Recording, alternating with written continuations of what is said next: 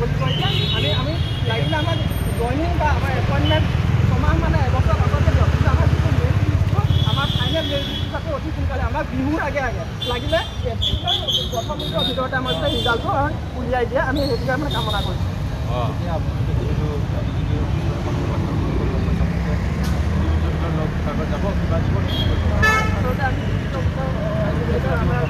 কৈছিলে আমাৰ টিকেট ল'বৰ কাৰণে কৈছিলে যে 12টা বজাৰ পৰা 2টা বজাৰ ভিতৰতে ভিজিট কৰে বুলি কৈছিলে আৰু ভিজিট কৰাৰ সময়ত যদি মহোদয় আহে তেতিয়া আমাক মানে কি কৰিছিলে মাত্ৰ আমাৰ ইয়াৰ পৰা 3জনমান যুৱকক মানে ভিতৰলৈ পাছ কৰিব বুলি কৈছিলে কিন্তু এতিয়ালৈকে ডিজিপি মহোদয় অহা নাই হয়তো তেওঁলোকে